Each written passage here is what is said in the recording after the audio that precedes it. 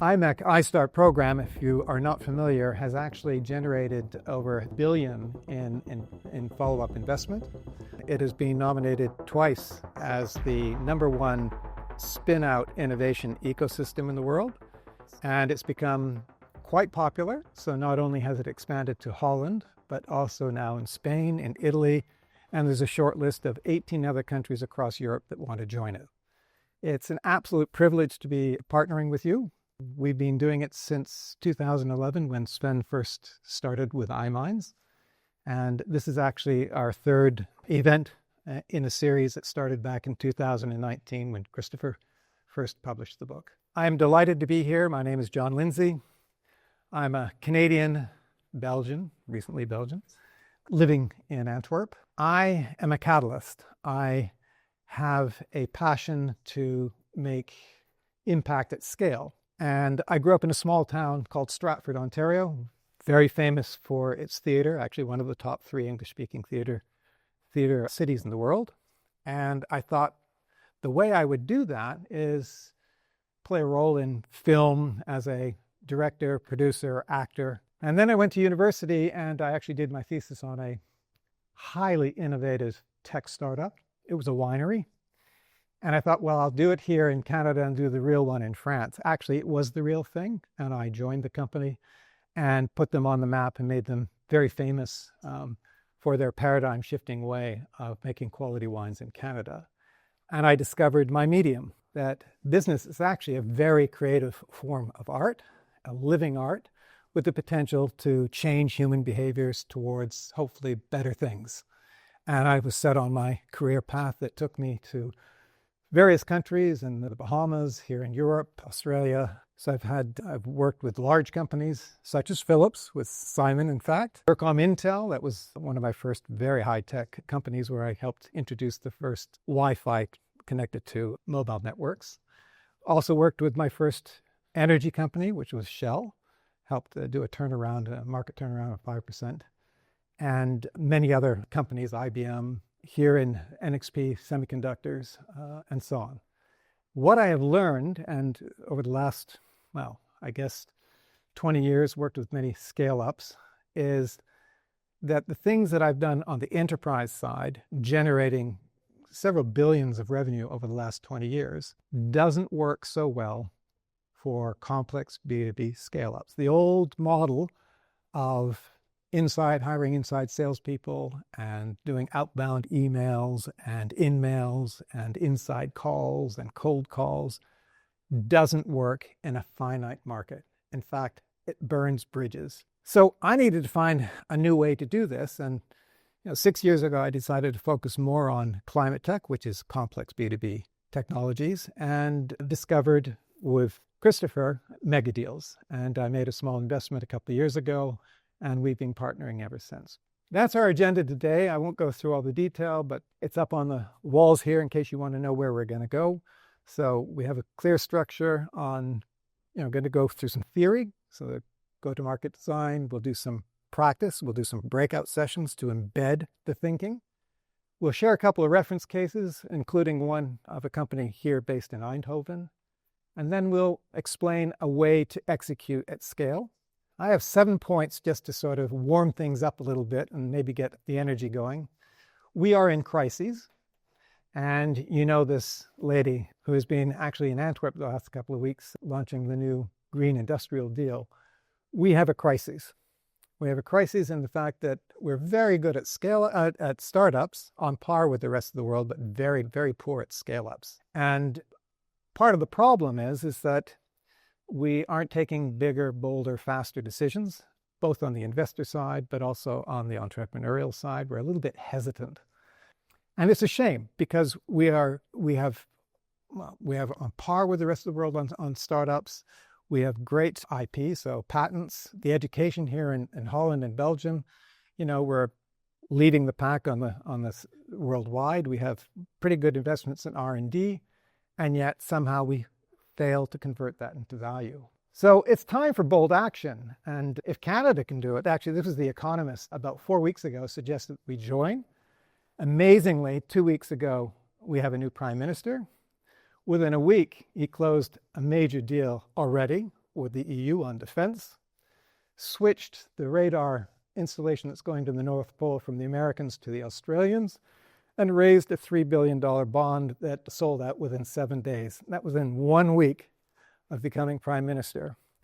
It's that kind of bold action that we need to take over here in Europe, because look what's happened. I had no idea, there's a complex story behind this, but how did we go from leading over the US with the top 100 companies in the world to this position now? You know, it's a pretty shocking state. So in Holland, you have a report that comes out called the fastest growing 250 companies in Holland. And in their report, they summarized why, you are struggling to go from from startups to scale-ups. They say government policy, bad product market fit, but I would say execution and design is one of the major bottlenecks. And we'll go into a bit more detail on that. But a 70% failure rate is just amazing. And if you look at your unicorns, do you know how many unicorns you have here in Holland? 11.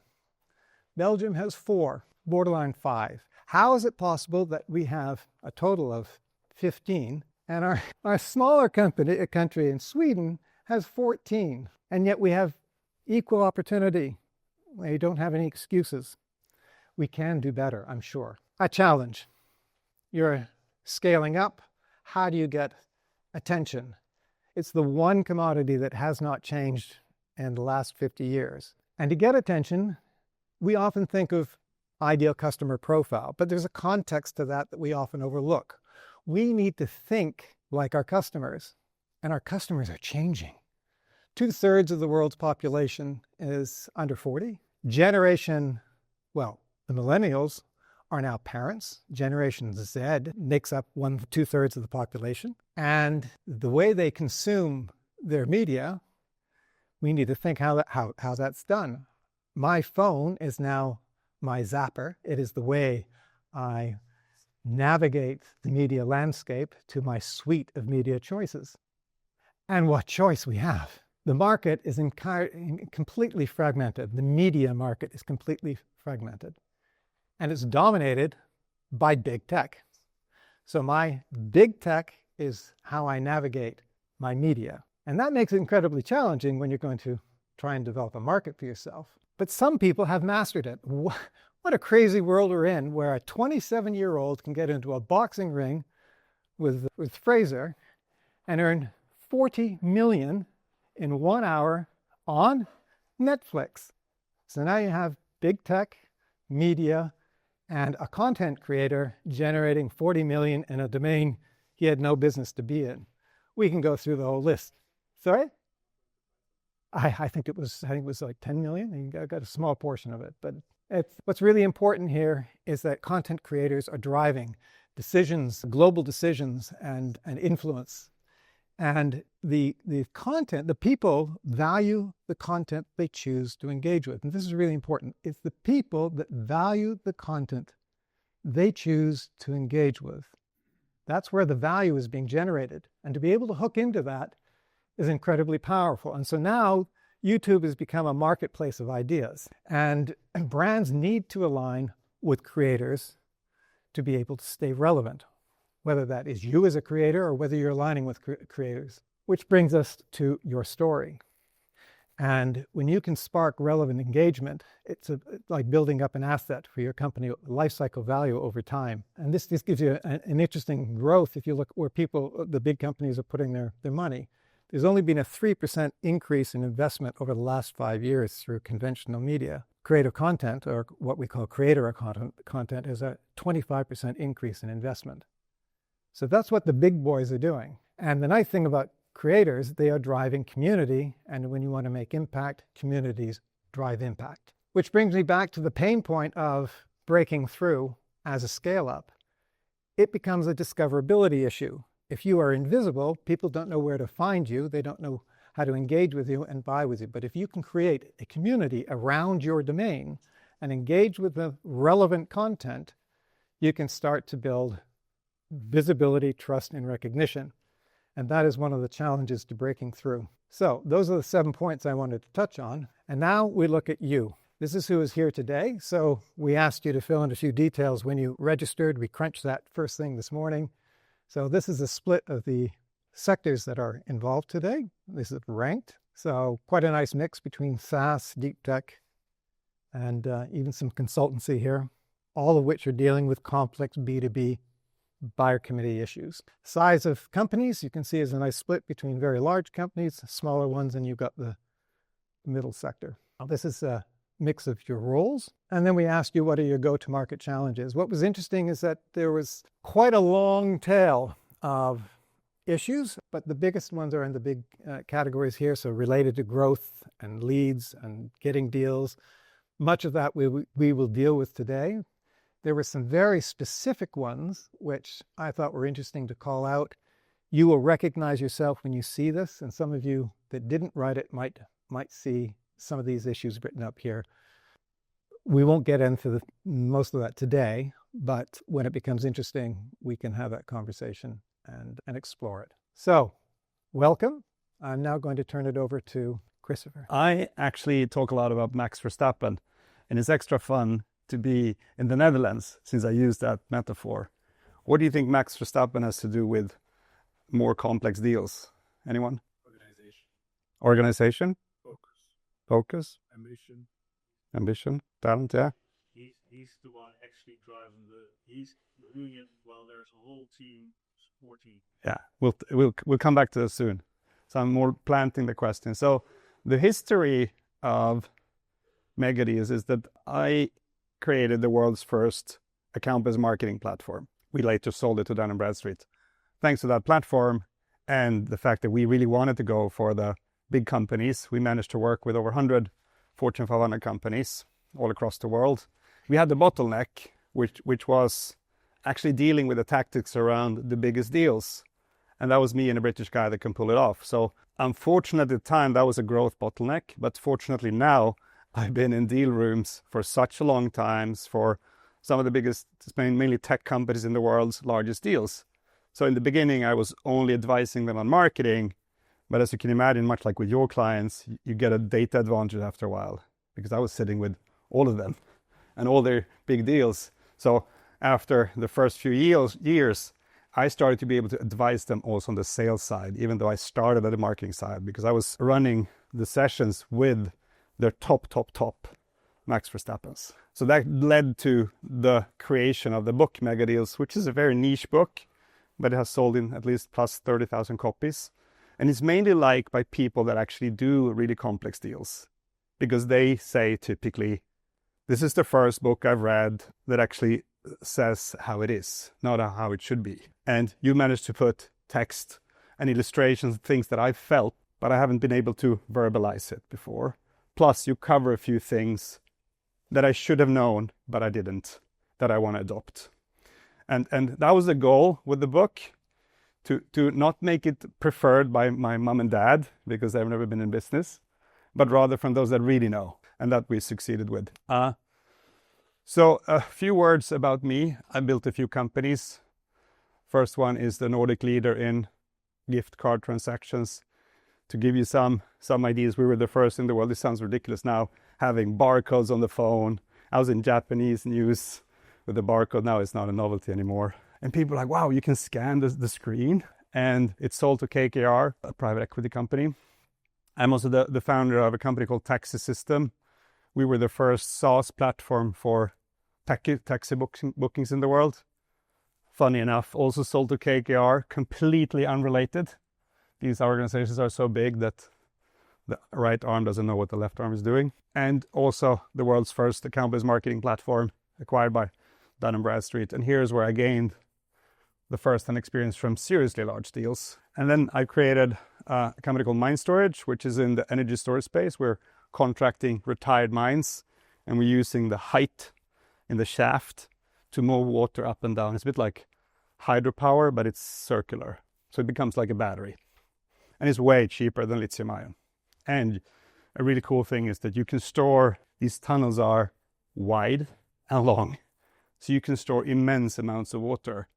So for the same amount of capex, you can run a lot of water. So you get a great ratio between power and energy. lithium ion is more or less 1-to-1. 1 megawatt hour is 1 megawatt, or like 1 liter of petrol and 1 horsepower. Whereas a water-based battery using these tunnels can be 100 megawatts, but 10,000 megawatt hours, which is great. If you study the energy market, there's a lack of volumes at the moment. The lithium-ion market is already saturated. So the prices for regulating frequency is super cheap now. It went from super lucrative to super cheap. We just got a grant for 22 million euros from the EU. I've also founded Forest Carb, which is a new forestry method that creates, so deployed just in Sweden, and we have a lot of forests, so we can take away 3 times as much CO2 from there as we emit. Now we're three inhabitants, so it's maybe not a big number, but it's still for locally significant. I'm also the founder and chairman of a company called Curator, where we built an AI platform to help big companies source new sustainability tech. Do you know how many sustainability tech companies there are? Any guess?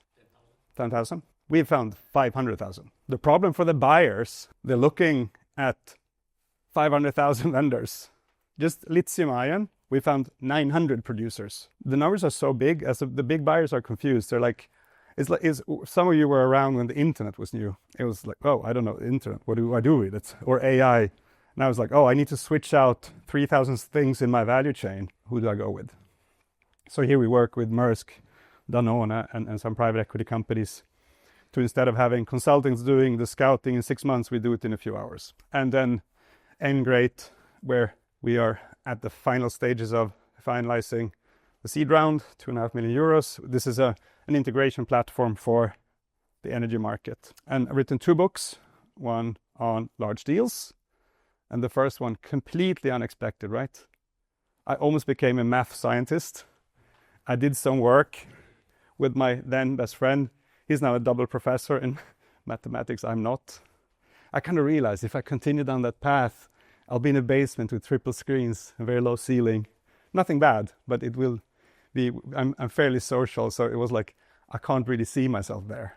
But one of the things we did here, we lowered the error on capital gain tax from about 80%, which is crazy high, to about 4%. Imagine you would miss your budget with 80% versus missing it with 4%. That kind of precision is worth a lot of money. Anyway, so, and then my only real job is with MegaDeals, because MegaDeals is not only a book, it's a company that we pivoted from a consulting business to a SaaS platform. We're eating our own dog food. So we've gone from 0 to 2.9 million euros in 22 months, and we're growing profitably with 1 salesperson. And that's me. I'll go through, this has to do with Max Verstappen. I'll talk about this, how you grow this way. Because most people, if you look at a SaaS business, if you go from 0 to 2.9 million in that short time, they're like, oh, you have 10 salespeople. No, 1. So we'll be mixing some theory with exercises, etc. One of the feedbacks, so just a big disclaimer, one of the feedbacks which I immediately swallowed from the Belgium event was like, you need to end by selling more. I was like, okay, no problem. So I'll actually give you a bit of a sales pitch at the end. I was trying always to like share insights. So they're like, yeah, but I want to know the offer. So we actually cover that as well. So one of the big realizations, and kind of my expertise is a bit weird, since I've been part of creating 11 companies. I worked with a few hundred smaller companies, and I've been working with 100 Fortune 500 companies. That's an unusual combination. I've seen how the big companies are buying, and especially how they buy innovation. So I'll share some of that, and I'll also give you a hack soon. So the first model that we've created is called a W model. This is, of course, a simplification of reality. Everything I'll show you is just scenarios and simulations of the reality. So basically, what normally happens if you sell conventional tech, you get hopefully invited to an RFP process. Maybe first there's a request for information, and you come there and you pitch and you tell them what they should be looking for, and then they do a short list and you get an RFP and you fill in the scope. When you sell new innovation, is that how it works? There is no RFP. There, for example, which a lot of sales trainers are teaching you, always look for the BANT, budget, authority, need, and timeline. There is no BANT when you sell something new, because it's not in their plan. They haven't seen it before, especially when it's a new category. So when you sell a new category, You cannot go in here and hope that you're part of an RFP process, which is, so the end of the W, this I, is normally the process for conventional tech. Whereas if you sell a new category, how many of you are selling some kind of novelty? Most of you. Yeah. Then you benefit from starting very high up. I'm intentionally vague here. It's not here. It's more like C-level VP. You need to sell them on the problem. You need to sell them on why your category is better than conventional ones. They're less interested in the details of your product. Have you noticed that? Like they're like, if you go too fast into the tech, they're like, yeah, talk to Stefan. Stefan is a friend of mine. Stefan is sitting under the parking garages, -5. So when you flush the toilets, it was like, he's got triple screens. You know, the alternative career I saw. He's got triple screens. He loved white papers. He loved demos. He can waste untrained commercial people to death. He wants meetings. He wants you to demo. He's super interested in all the intricate details you can provide. And if you're not careful, he'll consume your time. I run into that trap before I figure it out. Anyone who has done the same? You kind of, yeah, this Stefan, he works at KLM. He's super interested. He wants all these details. He cannot sell to these guys. They don't even know who he is. He's like going past him in the corridor. He's like, hey. Like they're like, I don't know. Who's that? So his capability of selling it internally is almost zero. So these guys are looking at the top problems, typically categorized under key initiatives. Actually, I'm not going to cover that at length, but for those who are interested, I can talk about that, because just by matching your offering with key initiatives, you can double your sales. So look at your customer base. Who of them is having a key initiative where you have a perfect fit? They don't know about your innovation, but it needs to fit into a key initiative. Otherwise, you don't get priority. Make sense? Secondly, you need to tell them why your new category is better than the conventional ones. Don't make the mistake of jumping into, here's a problem, here's our solution. Then they go, yeah, but what about this lineup of other tech? Are you like them? So you need to position yourself towards other categories, because these guys are looking at the world as a puzzle. They want to see the total picture, which pieces of the puzzle should be stitched together. They're not particularly interested to look at the details in the piece you provide. Whereas these guys are super interested in the details. So anyway, so what typically happens, if you're successful here, they say, great, I love what you do. I don't have time. I mean, I'm doing M&A. I'm speaking to the board. I don't have time to have 7 meetings to validate what you say. Well, what you say makes sense. So they delegate you down. Then you go down into the W, and typically not to Stefan, but somewhere here. Have anyone gone through that route? Like, love this. I put you in touch with Thomas, Mark, Stefan. No, not this Stefan. So Laura, they'll take care of you. Then you go down here. These guys are spending 5, 7, I don't know, X amount of meetings with you. Then they go back to the top saying, okay, I met these guys. Their claims are true. I think we should proceed with them. Do big companies buy from the first guy who walks through the door? They even have policies against that. But if you've done a good job, when these guys are saying, okay, makes sense, but look at who else is doing the same. Yeah. If you've done a good job here, these guys just want to do their job. They vaguely look, they look at competition, but they want to work with you. It's already, they have emotionally decided for it. Whereas if they like your pitch, but they don't like you, I've been through both. Sometimes you're not liked, and it's actually fairly important. Then they want to find an alternative because they don't want to work with you. These guys are not, I don't like them. I love their pitch, but I hope someone else is doing the same. So the ending is relatively similar to conventional tech, but if you've done a good job here, you have a huge advantage because you've painted the picture of what the new world looks like. I think the key point of this is to, again, some people say, it's not 1W, Chris, it's actually 5. I just go ping pong, ping pong, ping pong, up and down, up and down, up and down. It feels like an eternal loop, but this is a fair simulation of the world. Would you agree? I think you've seen this. And some of you have been selling conventional tech and new tech, and you've seen the difference. This is also why it's so bloody difficult to sell new tech, because you need to be able to speak to quite a few levels. So even though I know this, in one of my other companies, I made the mistake to bring in a guy who's been very successful with a big American software company. Like $1 billion is his biggest deal. Like, okay, amazing commercial guy. But I didn't think enough about the fact that he's always been selling conventional stuff. He's very good at the unique selling points, and he's very good with politics around it. But he's not used to selling a new category. It's a different game, which is how you build the messaging. The two things you need to double click on. Normally you get taught to talk about the problem and the solution, right? Yeah. You need to add the category competition and the subcategory competition. And this is different. This is especially for when you come with novelties. When you come with something conventional, you don't need to, because the market already knows what a CRM is. They already know what an ERP is or what a lithium-ion battery is. It's more like which flavor of lithium-ion battery. It's not like, oh, lithium-ion. It's like, they're like, yeah, why do you tell us that? We know that already. Like, you know? So it's therefore regular sales pitches. And this is even done by VCs. VCs are giving you the recipes like problem, solution, references. No, add category competition and subcategory competition. Otherwise, the C-suite and VPs don't understand what you're talking about. Yeah? Okay, good. I'll give you a hack, though. There's a way to hack the W. The way to hack the W is actually going back to it's called a red Fiat. I used to have a red Fiat, but my mom crashed it into a pole. She was okay, though. She was like, it's classic, had a phone on the passenger seat, driving in our suburb. My wife rang her, so it's super double bad.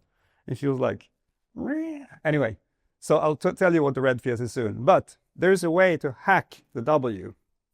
You have some problems in these large corporations. Is the sign-off level and the budget authority the same? I can be on the middle management. I can have a budget of 100 million euros per year for my area.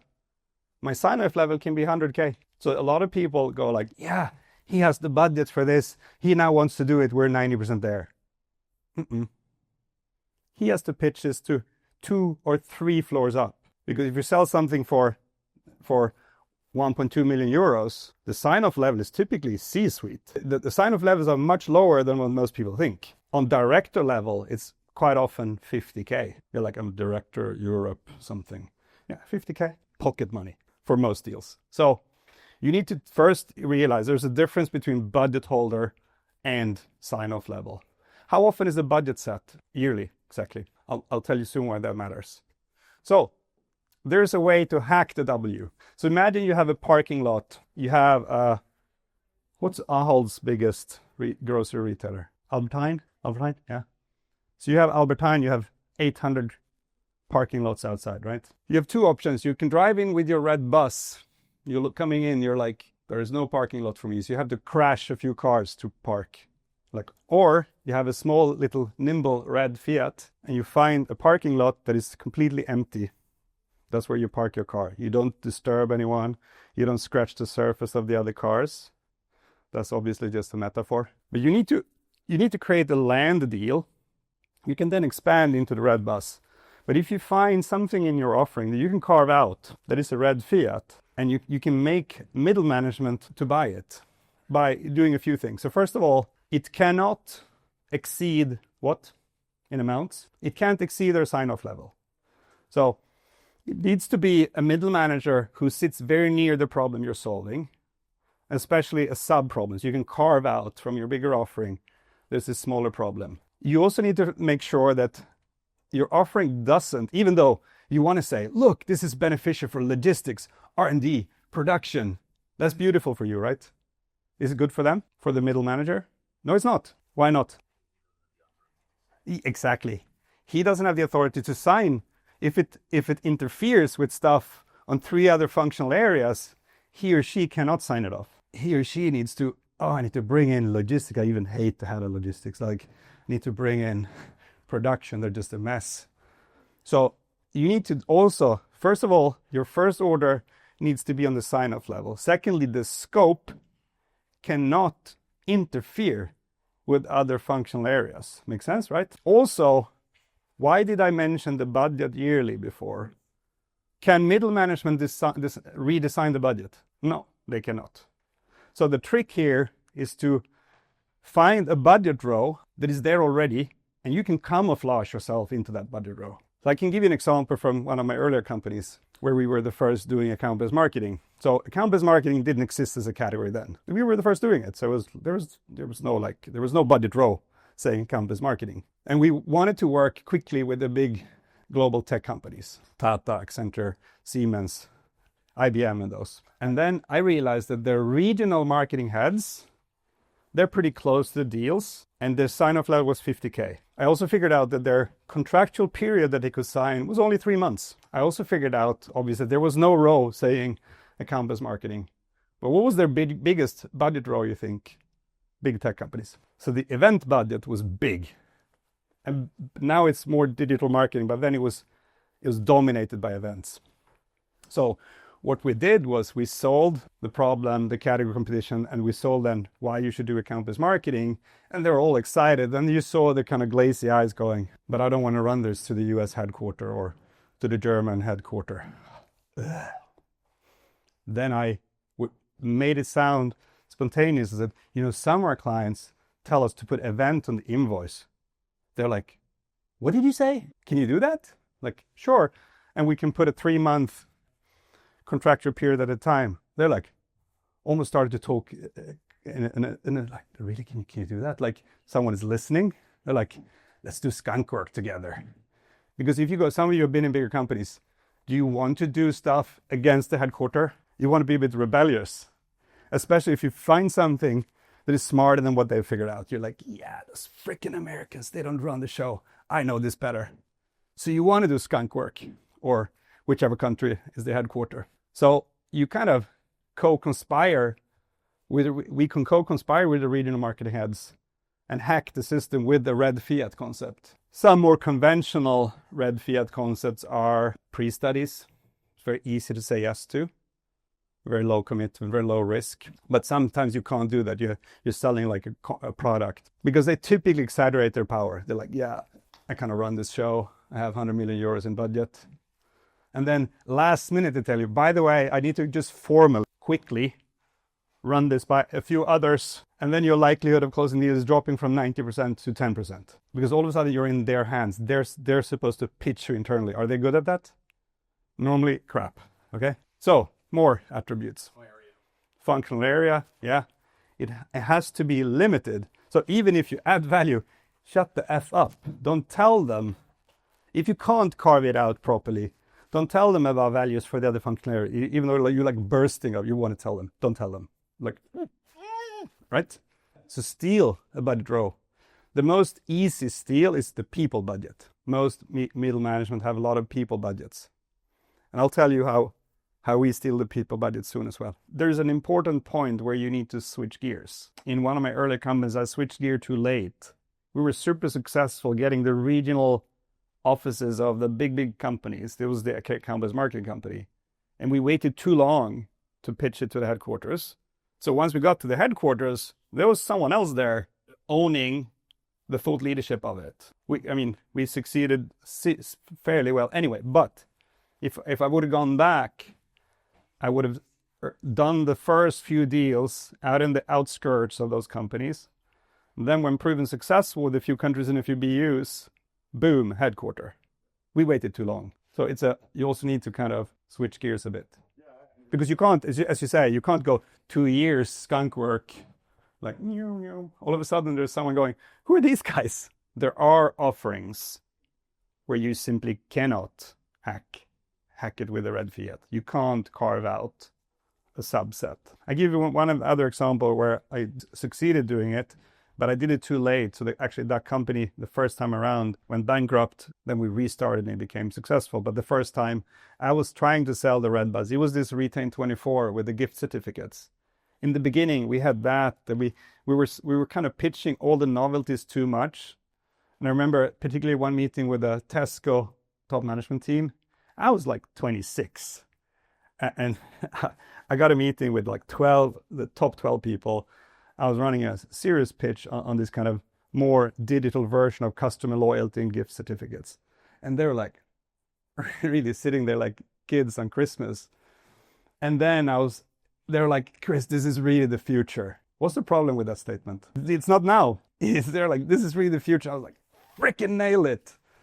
And then I was like, so when do we book the next? No. We're years away from, I mean, you're truly spot on, but we're years away from where you are. Like, we have super basic stuff to do here. So then, unfortunately, too late, I figured out a way to hack it. So in our fairly large portfolio, we had the capability of sending text messages. That's super not innovative. But the majority at the time of the retailers didn't have that. They were sending letters and emails to their members. So I then had a meeting with Simon Wolfson, the president and CEO of Next, the fashion retailer. I got 30 minutes. I had to work on his secretary for months to get it. And then I got 30 minutes. And they were sitting in the middle of nowhere, a few hours north of London. I realized I can't go in there and asking what keeps him awake at night. He'll kind of throw me out. That's, by the way, when you talk to C-level, you can't ask them what their problems are. They will literally kick you out. They're like, we don't have time. You need to be read up on this. You need to have done your homework. So don't use solution selling on any of those techniques with the top management. You need to lead with insights. If you want to use one dialogue technique, use challenger sales. Otherwise, they will not listen. Okay, so in this case, I did about 40 research calls. And it was pretty easy. I would have expected more like guardrails, but I called a lot of people around him to figure out where there was a empty parking lot and the SMS function wasn't there. So, and sometimes you need to decide, do I sell the vision, the red bus, the complete solution? But then you can close on a red Fiat. And sometimes you need to sell the red Fiat and close the red Fiat. Do you understand the difference? Sometimes they don't listen to the red Fiat unless you have something bigger, because they're enticed by your bigger thing. But also C-suite want to make it easy to close because they cannot run over people. So even with them, the red Fiat is important. And so basically I quickly pitched him on the bigger thing. I showed some fashion retailers as references, and then I went straight for the SMS function and actually did a proposal. So in 20 minutes I did, and I said things like, he didn't know I had those calls. A lot of fashion retailers are struggling with this. Maybe it doesn't apply to you. And I was like, boom, boom, like kicking. But I didn't speak to him. It's very provocative to say you have these problems. It's better to say companies like you typically struggle with this. And then I went straight for the SMS function with the price, details on the implementation and everything. And he was bombarding me the last 10 minutes with questions. Stone face. Didn't show any sign of approval. Luckily, the CMO was there and she was like, like penguin claps. She was super excited. So she kind of gave away some. Anyway, and it was like a movie scene. He was like, okay, thank you, Christopher. Don't call us. We will reach out to you if this is of interest to us. And now this is a while ago. So I remember in our office, we literally took away the fax a few months later. But then a colleague came like, Chris, there's a fax coming. And we were like 5 people standing around. It's like, bzz, bzz, bzz. And it says P.O. I knew what it was, but no one else in the team knew what it was. It was like, oh, purchase order. Great presentation, Chris. I put you in touch with our CIO. We're ready to go. Here's the PO number. Good luck. Call me if there's a problem. Good. That was a one meeting close. One learning I have is that unless you're super niche, don't go for the tier 1 clients because you will never be their partner. But if you're super niche, it's different. But if you're like a broader consultant, it's not like, oh, we're going to take the position of TCS, Viper, and Accenture. No, you will not. Full stop. Niche different. We're expert in this very small thing. That's a different story. But so I've seen too many consultants trying to fight 2 big guys. Sometimes you just need to go, where can I be dominant? And it's typically tier 2 or tier 3. Here, because they're neglected by TCS and those. They're like, yeah, we work with them, but So you can build a market around what someone else sees as the breadcrumbs, but you see as the loaf. I will switch gears a bit to showing a bit how we built up our own pitch and offering. It's obviously also a pitch. So basically, even though the history is multi-billion-dollar deals, that's where I've been playing around for a while, I honestly felt after a while, do I want to do another rodeo working for the giants? I think my attention span wouldn't handle that well. So it was like, let's do scale-ups instead. Work with founders on growing businesses. We've also gone from being a consulting business to being a SaaS platform, as I hinted on earlier. Our ICP is sustainability scale-ups, SaaS scale-ups. I mean, some companies are a bit of everything of this, but industrial tech or deep tech and professional services. We really like this size. We do have companies that are way smaller and way bigger. But if you look at a bell curve, they're dominated in this size range. And when you're in this size range, we've noticed that typically when you're beyond 20 people, you've found your product market fit. You have a set of references that are happy. You're not going into real scaling. When you're 5, 10 people, there's a lot of wobbling to find the product market fit. There's a lot of creating the first evidence. So it's not really scaling. And when you're beyond this size, you typically have gone too far down another direction for us to have a good entry. I'll show you why later.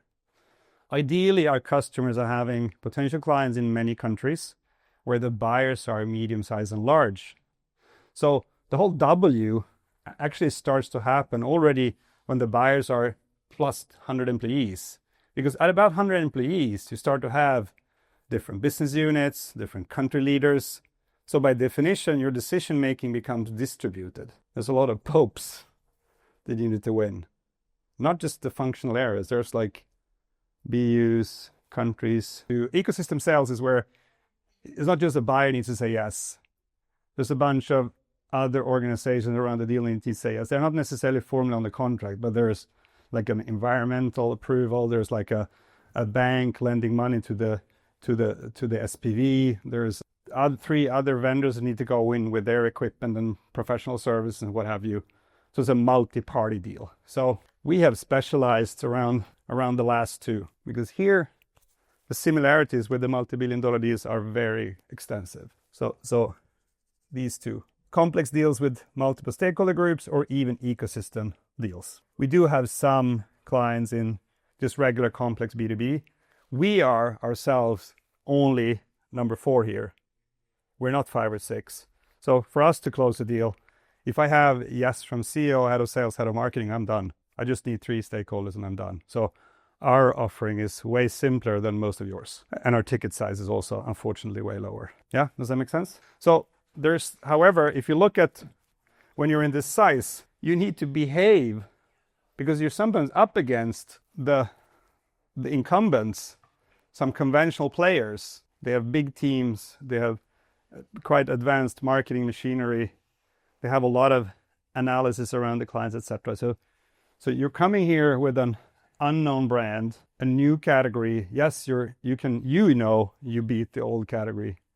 Does it mean the customer knows? No. And there's also like a bit of a political play, especially if you can't hack the W. Most companies actually end up in the W whether they want to or not. Then you go into this kind of politically tricky minefield. The 2 things we brought out from these kind of deals, I'll show you later, they're costing between 700,000 euros and 1 million euro per year to do what we do, but we do it for 5K per month. So we're doing something that has been done for a long, long time, but we've done it in a disruptive way. So all of a sudden, smaller companies or medium-sized companies can beat the giants on the same playing field, which is super cool. That's actually one of the things that triggers me when I wake up in the morning. Like, we can work with super cool companies that do things that make the world better, and we help them to level the playing field with the big guys. Most of our clients also have what we call a finite market. A finite market means you can't sell to anyone. You have a very particular type of client. Quite often, if you look at a macro perspective, all traditional industries are consolidated. So you have somewhere like 5 to 100 companies that make up for 80% of the world volumes. Oil and gas, I think it's about 17 companies. Transport, I don't know the number. Airlines, probably less than 30. Pulp and paper, probably less than 30. So if you look at the traditional industries, they're already consolidated. Yeah. So the big volumes are found in a finite number of clients. There's like in oil and gas, you have hundreds of thousands of companies, but 17 are dominating over 80% of the market. Shell, obviously, one of them. Make sense? Doesn't have to be finite in terms of a consolidated industry. It can also be finite in terms of, for example, we work with an IT consulting company with about 80 consultants. They could, in theory, sell to anyone because IT consulting can be bought by anyone. But they're sitting up north in my hometown, actually, which is near the polar circle. And they have specialized on medium-sized companies in their region because then they avoid who? They avoid TCS, Accenture, and those. And since they're geographically near, they can be a partner to them. They're what TCS was classified as the breadcrumbs. But there's still like companies with 3,000 employees, 4,000 employees, 1,000 employees, 10,000 employees. They're significant still, but they're not the Ericssons or the KLMs, right? There are a few things that are important in a finite market. They typically know each other. They've been switching jobs. So like, yeah, I know people. So your reputation is key. Here you cannot burn bridges, as John said, because they tell each other. And then you kind of feel that you're out. But you can't put your fingers like, we're out, but we don't know why. And you need to have a very high win rate. These two are the same as when you do the multi-billion-dollar deals, because they're so expensive to sell that unless you have a high win rate, it doesn't make sense. Just the marketing and sales cost to win that $500 million contract is quite significant. So you need to have a high win rate, and you cannot have a high BBR, burning bridges rate. This is our innovation. It's super cool, isn't it? It's just fun to put names on stuff. Burning bridges rate. And also, going back to that picture, there's a reasonably high decision complexity around the deals. And now I'll come back to Max Verstappen. I hate to say all or nothing, but in this case it's all. And I hope you can challenge me on this. Every company that has a new category, a finite market, and high complexity, all have a dependency on what we call rainmakers. There's typically, this is very stereotyped. There's a founder, CEO. It doesn't have to be founders, but it's quite often 2 out of 3 or something are founders. Combination of founders and 1 or 2 recruited key people are pivotal to closing the deals. Without them, most of these are not there. Because there's a tremendous, John said this as well, there's a tremendous trust gap. When you go from the first few deals to 15, 20 million euro level, there is a trust gap, both around the category, around your company, around you personally. Like, why should I trust you? I don't know you. So the time I get challenged on this, someone says, well, we actually have 10 salespeople. And yes, of course, there's a 3 times higher amount on number 1 compared to number 10. But that's okay.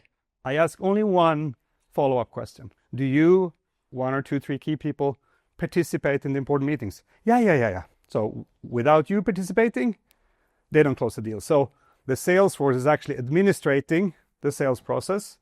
You are closing the deals. You can also call it expert-led sales. In certain areas, it's not like a regular sales techniques that will do the job. You need to have high expertise into the domain. And I'm sure quite a few of you have that. You need to be good at the commercial skills, and you need to have high expertise, because you cannot, every second question they ask, yeah, let me take that question home. What is going down is one word. What is going down for every time you say that? Trust. Exactly. Trust is the key currency until you're super proven.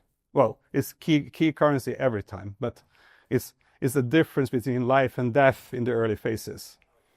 So if you kill the trust by just being good at selling, you don't understand them or your own domain, you will not make it, right? So we just put a fun name on it, rainmaker dependency.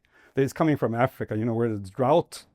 They put in the rainmakers, like, woo, making it rain. So if there is a rainmaker dependency, you cannot grow by just recruiting salespeople. It can even be reversed. If you bring in, I've seen so many companies, like Classic. They raise their seed or A round, they bring in 5, 10 salespeople, and the founders are like, finally, I can stop selling. I'm like, really? Forget about it. And then 1 year later, they have crashed the sales numbers, and they keep 1 out of 10. I see this again and again and again and again and again and again. The serial entrepreneurs, they know this, so they are easy to, they're like, yeah, I'm not doing that again. I know.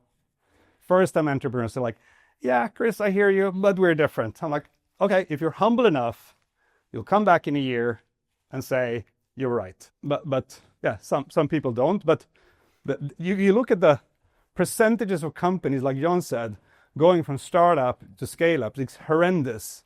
The numbers are awful. And I think there's a lack of humility. And if you just realize this, you'll be more successful.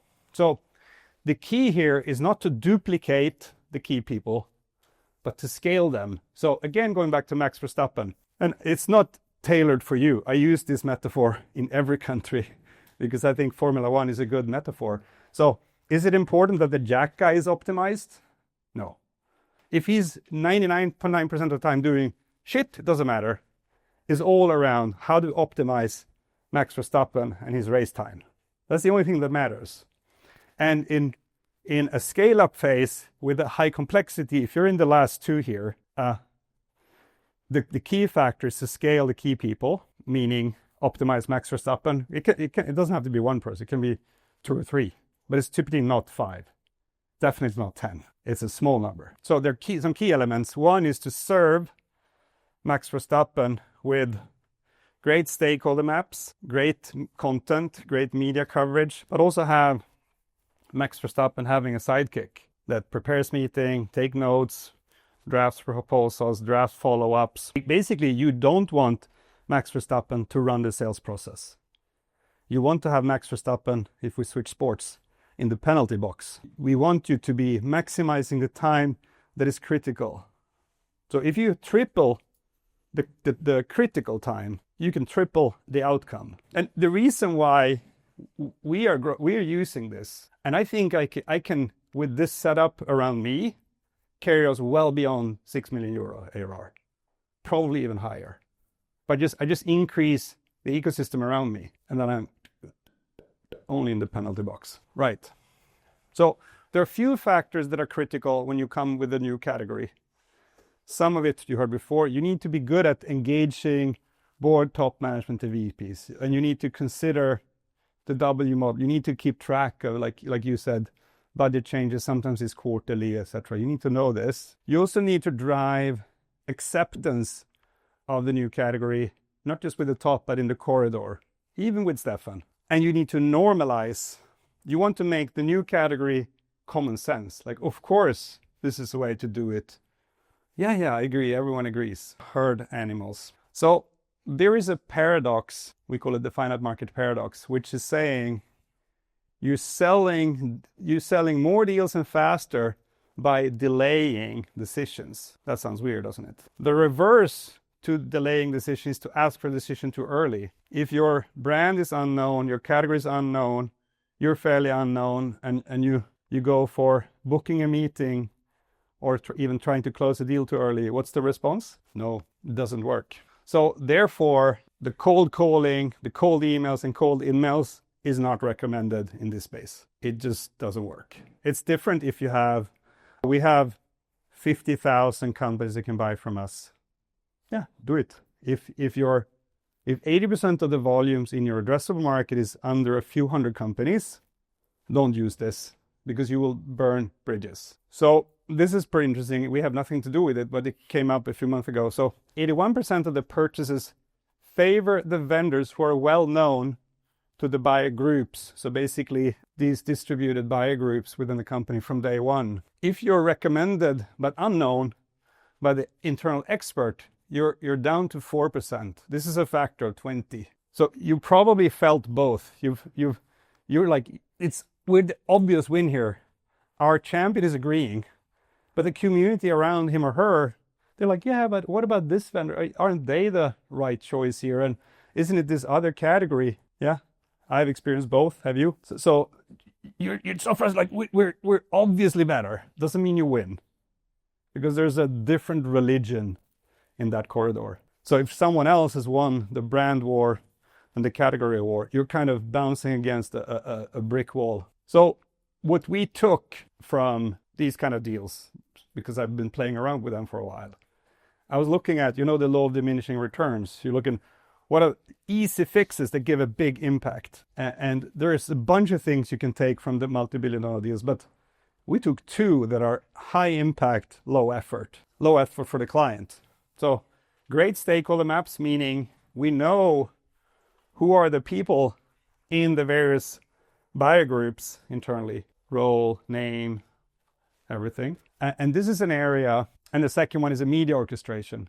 How can we influence exactly the same 59 stakeholders? Because we might speak to 7. How can we influence the others as well?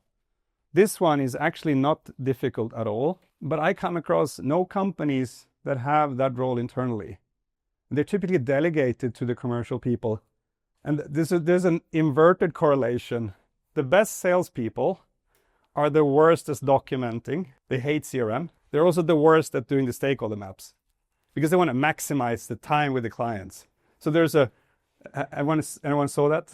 When I did the interviews for the MegaDeals book and I came to the question about CRM, most of them started laughing. They're like, you know what? I'm so good that the CEO is fine that I registered a deal when it's done. So I get my bonus and he can tell others that I comply with the CRM. But he knows I don't give a shit about it because it doesn't help me closing deals. This kind of quotes from some of them. So the worst salespeople have a beautiful CRM. Look, it's beautiful, but they can't sell. This is my experience anyway. You can please challenging if you they can be outliers, but 80-20 rule, inverted correlation. Anyway, and the second area is how can you build a media machinery that can, let's say you have 57 target accounts and you have 23 key stakeholders in each. How can we influence them so that you are the most known brand, the most known category, your faces are known to them? This is what we took from the largest deals in the world, but this is normally costing 700K to €1 million per year. And I know it because I took this kind of thing into a scale up, but we raised 25 million euros, so I had a lot of to play around with. But most companies need to be more with higher precision on their spending. And Ken's because it took me 9 months to set it up. So we've created a category called deal orchestration enablement, and it consists of 4 pillars, of which we do 2. We don't do our client sales. We don't do any kind of activities on social media. We do the stakeholder maps and the media machinery. And the first thing we do is that we decide, should we start with growing existing clients or adding value in the active pipeline or open new doors? And then we look at what are the key stakeholders we need to engage. And then we research them also in the social channels. The obvious one is LinkedIn, but LinkedIn, for most, like take logistics, the people around logistics or supply chain management, they're not hanging out on LinkedIn a lot. I mean, there's sometimes there, but it's not their bar. It's like targeting my dad on TikTok. He actually has a TikTok account, but he's never there. So you can target him to the moon and back. He will never see it. So to influence non-commercial people, most of our clients are selling to non-commercial people. You need to mix media differently. So therefore, we research the key stakeholders on LinkedIn, obviously, but also on Instagram and Facebook. We don't find everyone, but we find quite a lot, 50 to 75%.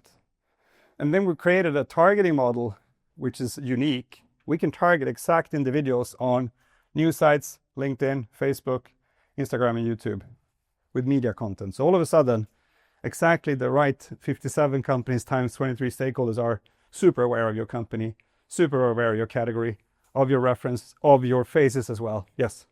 Extremely high hit rate of 50 to 75%. Yes. How do you get it? That's the secret sauce. Now, there are a few things around this one that we don't tell.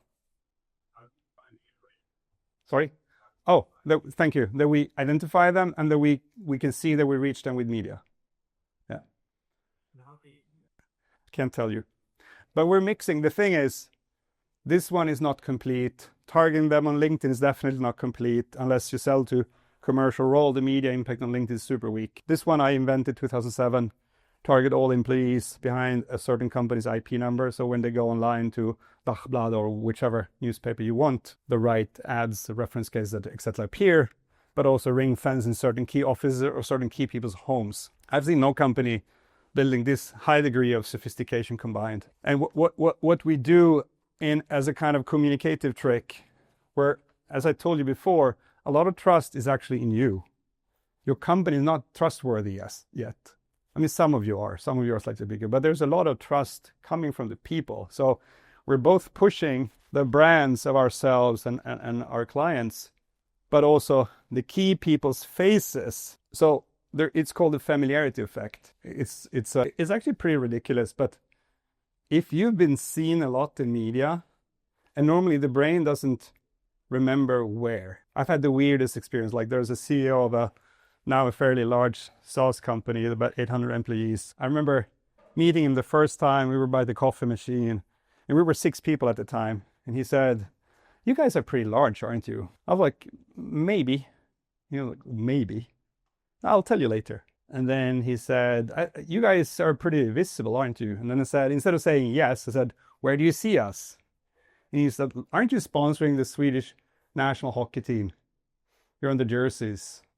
I think I saw you on the hockey rink, this is Canon and stuff. I think I saw you on the hockey rink." And I was like, "Okay, where else did you see us?" He was like, "I think when I'm driving around, you're on these outdoor, the outdoor marketing." I was like, "Okay." And then you're on the, which is not equally cool, but the Swedish version of, what is it called in Manhattan, this Times Square, on the big digital bill is very small compared to Times Square. I was like, "Okay, cool." And he was like, "Why don't you just tell me if it's," I'm like, "I'll tell you soon." And then I showed him these models. He was like burying his head in his hands. I thought he was angry. He was like, "You just rewrote the map in my head." I want the same.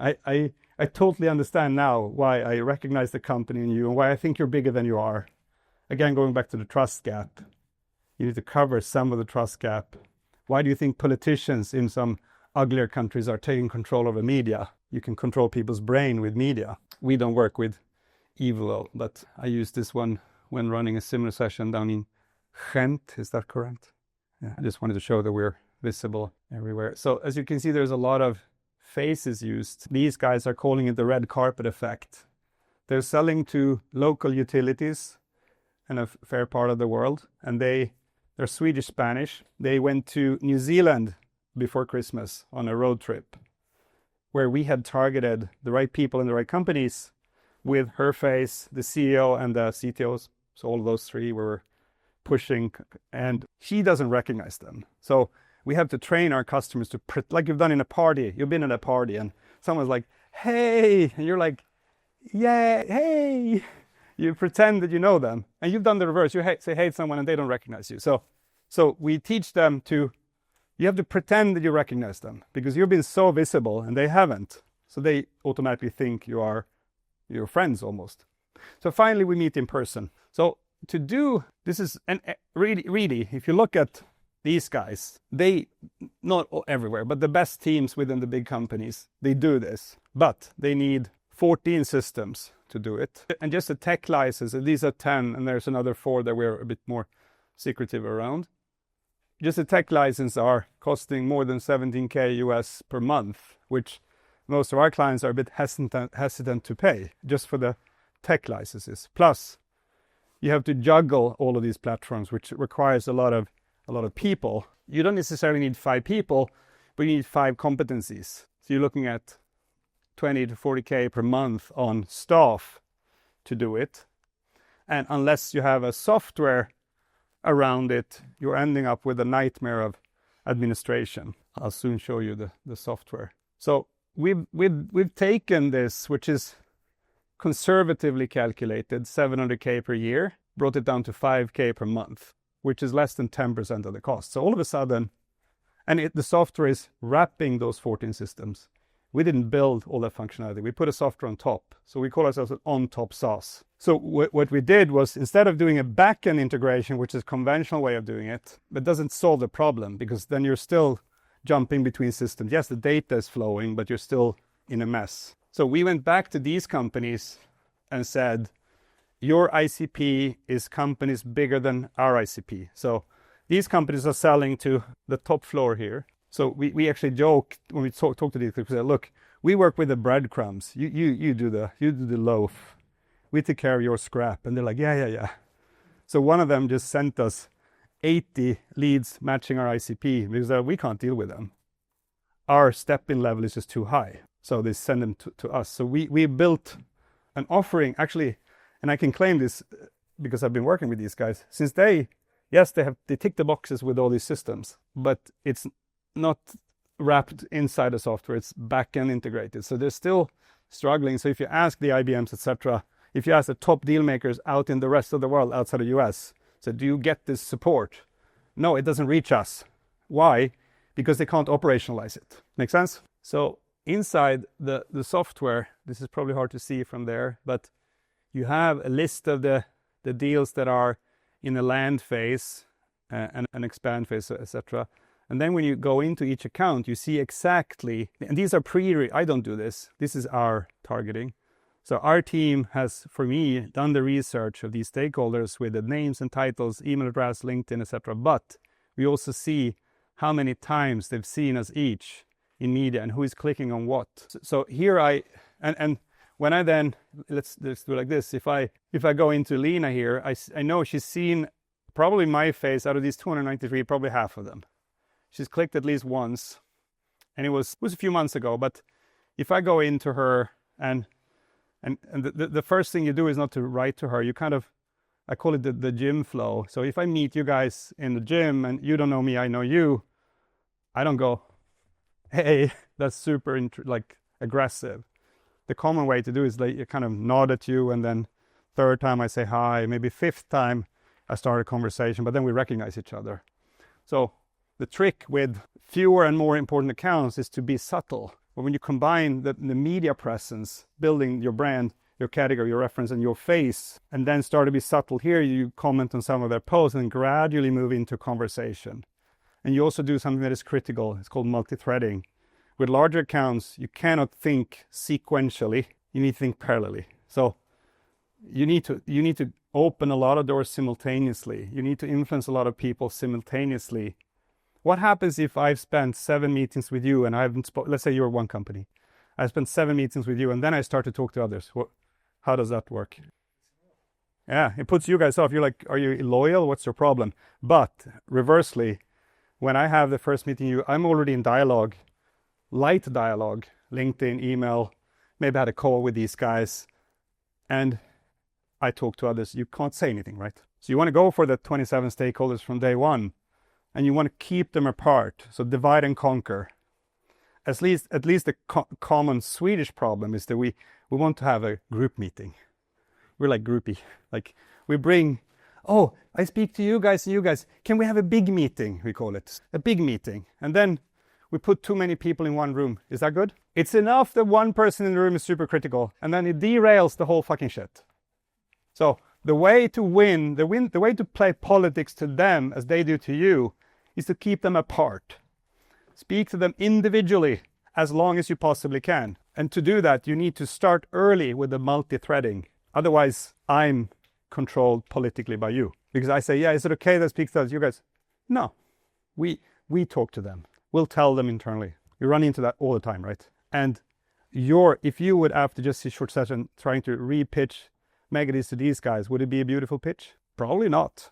I mean, you could be exceptional, but you've heard too little. So your chance of re-pitching it is pretty weak. So we apply this both to open doors, to win the corridor war in the active pipelines, and then to grow existing clients. On existing clients, the common problem is that, let's say I made the first deal with you, and then I want to grow the account. I typically have coffee meetings with you too long.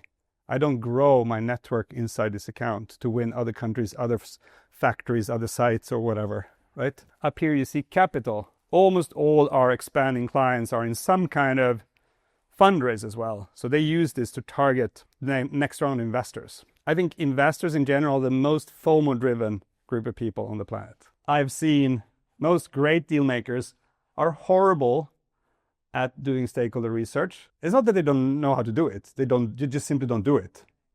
And they also don't log in the CRM so we do it for them. It's included in our package. So we're an on-top SaaS enabled managed service, because when I did this, even when I did it with these big guys, there's so many things that fall between the cracks. So here, and I think there's an overbelief in self-service SaaS. I think the new world will be more, you mix in certain services that are human-based, because clients don't have economies of scale to do it. Our ICP doesn't have economies of scale to have, they can have some of those roles, like copywriter, art director, digital marketeer, someone that understands larger deals and can talk to you. No, and it's just not happening. One thing I do, which is my favorite one, this is kind of dopamine kick.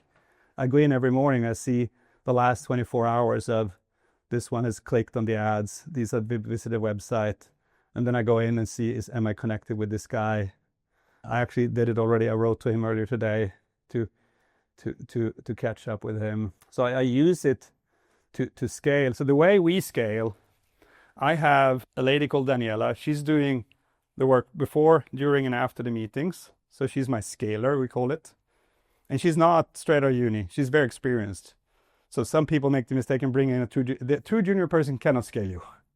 They're simply not good enough. I mean, you have to over-explain everything. You need to bring in someone that is pretty sharp, but maybe not all the way to your level. Like they're very sharp. Like typically like a management consulting profile, 10 years of experience. So they're not cheap, but you are the bottlenecks. So again, Max Verstappen needs to be scaled. So I'm being served with stakeholder maps.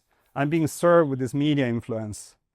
I'm being served with the signals where is it moving right now. Some of our clients are using us in parallel with the CRM. Some, especially slightly smaller companies, including ourselves, we are using this as the CRM as well. I can show you here. So we actually got a question from one client. They said, because we're using our CRM so rudimentary anyway, if you just add a comment field, we can skip our CRM. So surprise, we added a comment field here.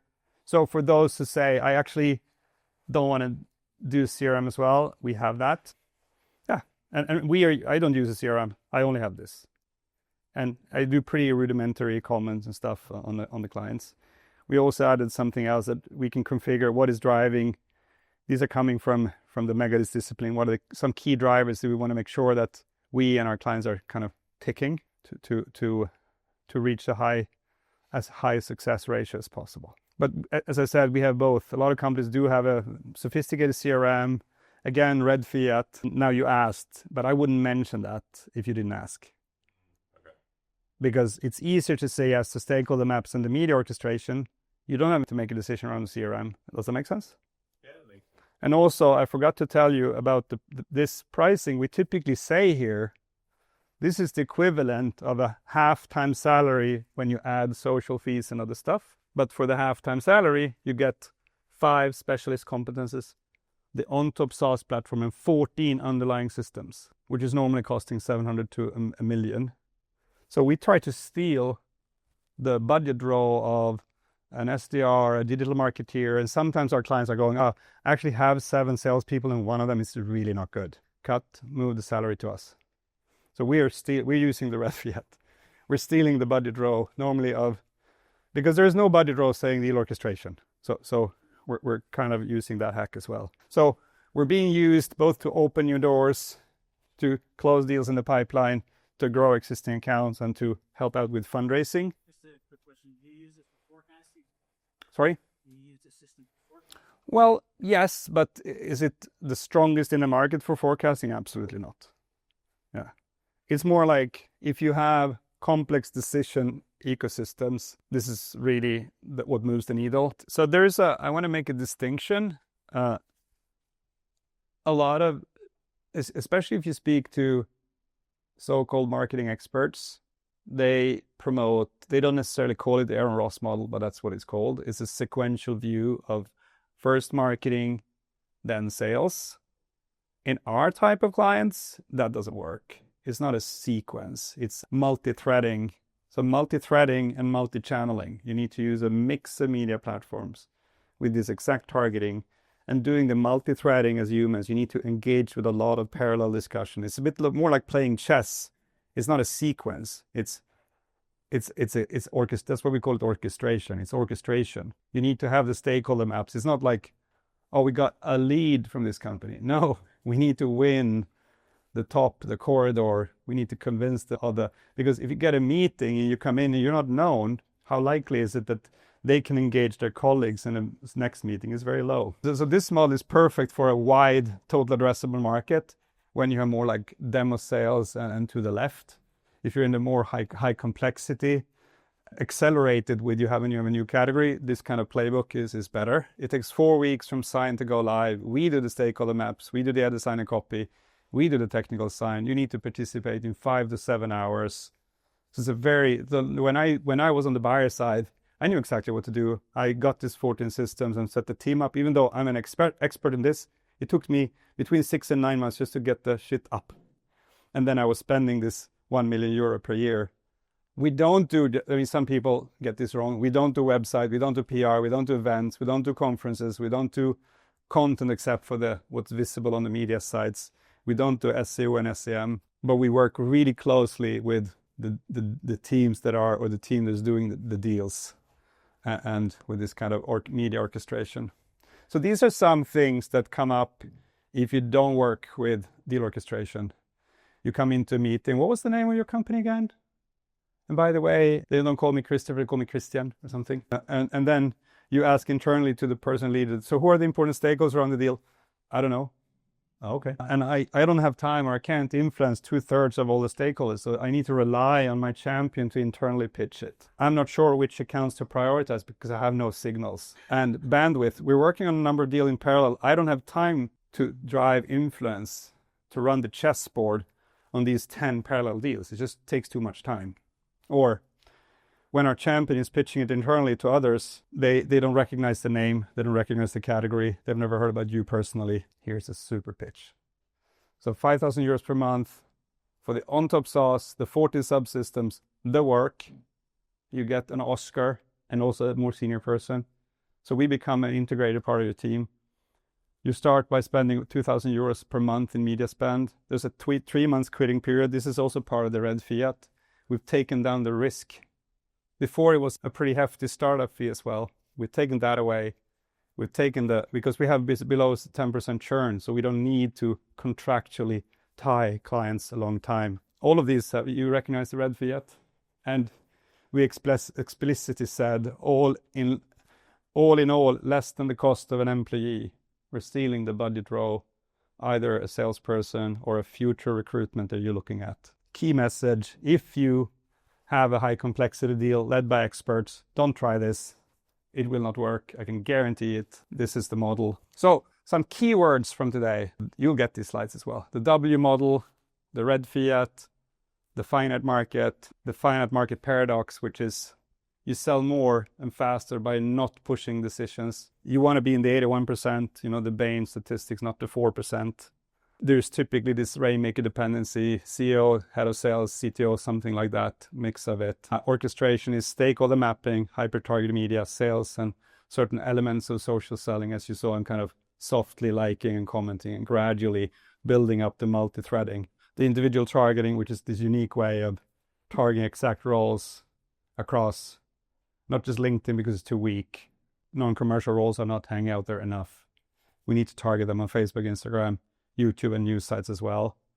IP targeting, this is what I invented 2007, which is super simple, but it's whenever a certain company's IP number hits a news site, boom, your reference case is your face is shown. And this, I like new names. We call it on-top sauce, which is this, instead of integrating the back end of these 14 systems, we've wrapped the front end. So our client doesn't see the complexity. And then we've negotiated with those 14 players. So we're so grateful. I mean, you've spent several hours here. We're super grateful. You're probably most of your rainmakers, so we know every hour counts. Exactly. Thank you.